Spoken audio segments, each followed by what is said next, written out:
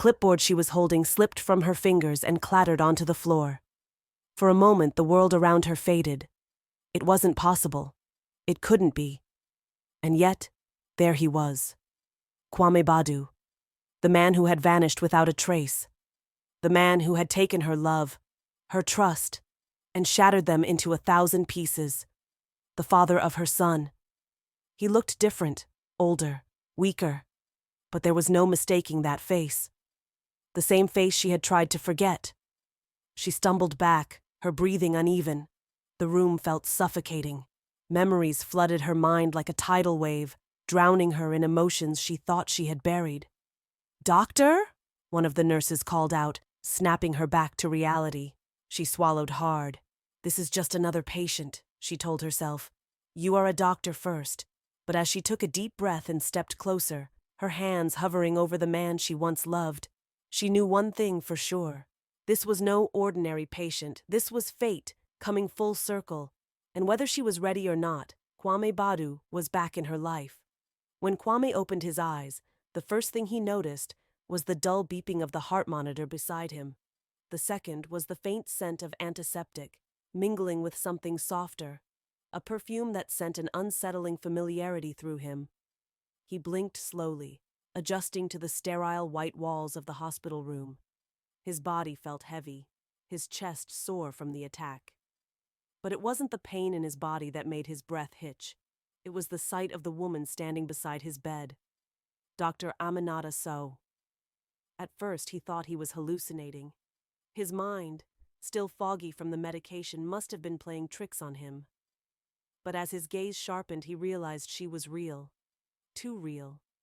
Her face had changed with time, but the intensity in her eyes remained the same. Those deep brown eyes, once filled with love and warmth for him, were now unreadable, guarded. She wore a white doctor's coat, her hair neatly pulled into a bun, and her posture was rigidly professional. Kwame tried to sit up, but a sharp pain shot through his chest, forcing him to groan. Aminata moved forward instinctively, but stopped herself, folding her arms instead. "You should rest," she said, her tone clipped and clinical. "The surgery went well. You're stable for now." Kwame swallowed hard. "Aminata," his voice came out rough, almost pleading. She didn't flinch. She didn't even blink. "It's Dr. Sow now," she corrected coldly. Kwame felt the weight of her words sink into him. This wasn't the girl he once knew, the girl who had loved him so fiercely. This was a woman hardened by time.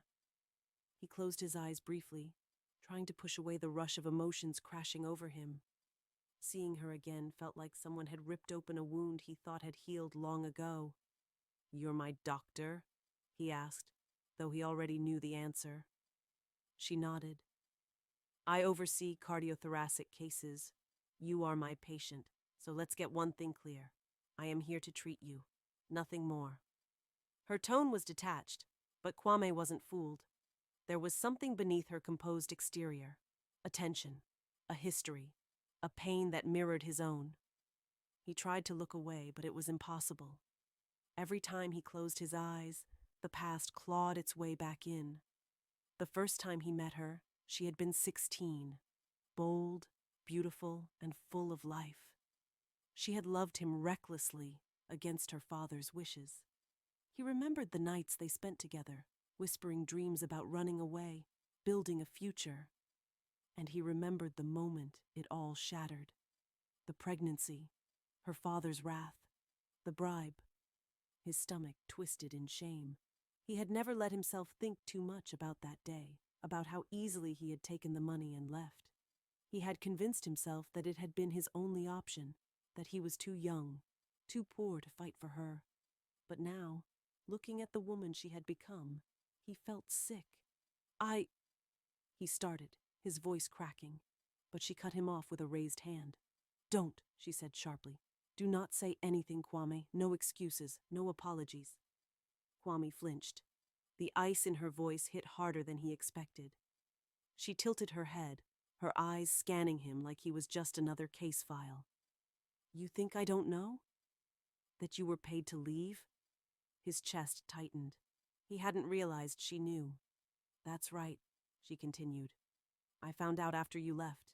I spent months crying, trying to understand why you abandoned me when we promised each other forever. And then, I learned the truth. Kwame clenched his fists, his throat dry. Aminata, I said don't. Her voice wavered for a second, but she quickly masked it with professionalism.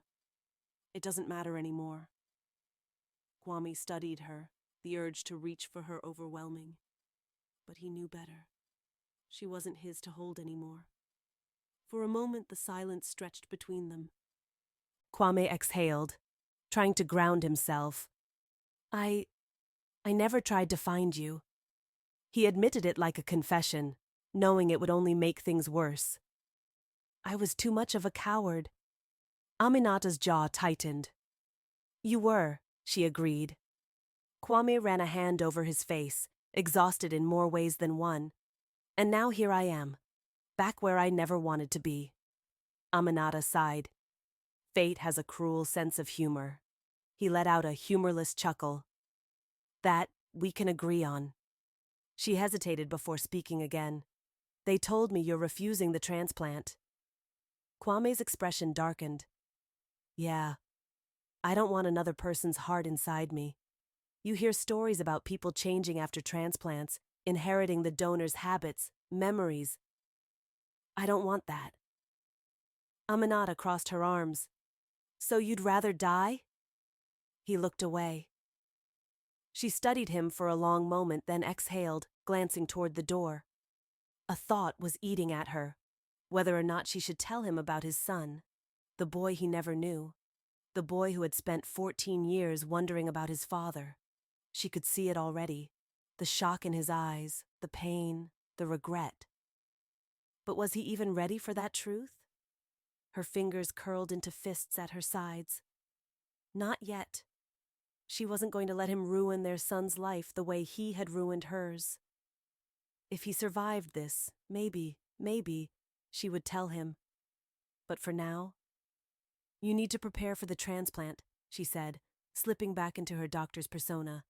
Whether you like it or not, that's the only way you'll live. Kwame looked at her, wanting to say more, but the wall between them was too thick, too impenetrable. He had lost her. And yet, deep down, he still loved her.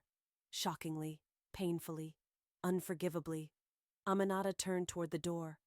Rest, Kwame. And just like that, she walked out, leaving him alone with his shame, his regret, and the terrifying realization that he wanted to live. Not for himself, but for her.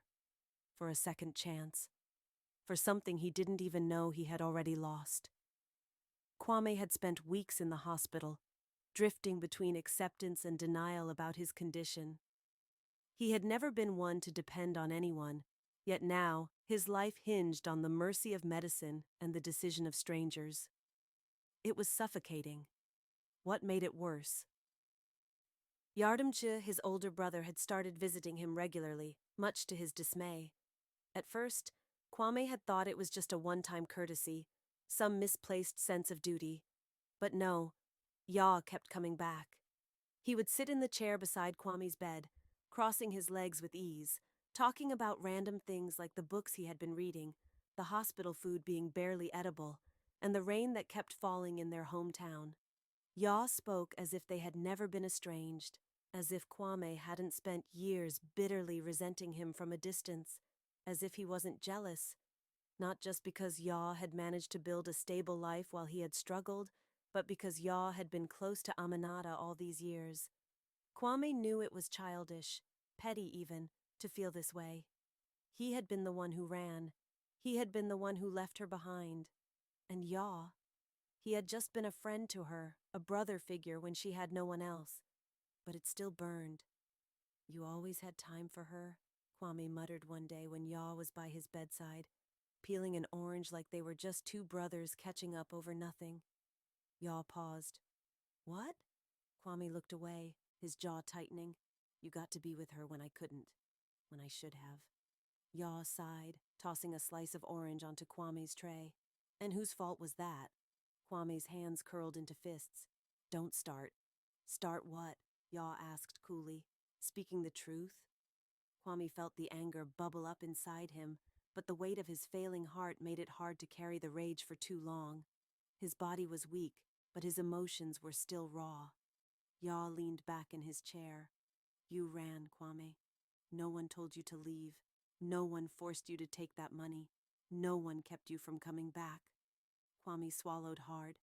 The truth was a bitter pill. And you? He shot back. You were her hero, huh? Her guardian angel? Yaw exhaled slowly, shaking his head. I was her friend, Kwame. That's all. And it's a good thing I was, because someone had to be there for her after you left her alone to pick up the pieces of the life you shattered. Kwame turned his head away, staring at the ceiling. He hated that Yaw was right. For years, he had carried resentment toward his brother, thinking that Yaw had taken his place. But the truth was that he had abandoned that place himself. Yaw had to leave town for a business trip one weekend. Kwame barely acknowledged it when he mentioned it. If anything, he was relieved to have a break from the constant reminder of his own failures. But life had a cruel way of humbling a man. That night, a violent storm swept through the region. The roads were slick with rain, the winds howling through the empty streets. Yaw had been driving back, tired but determined to return before the worst of the storm hit. He never made it,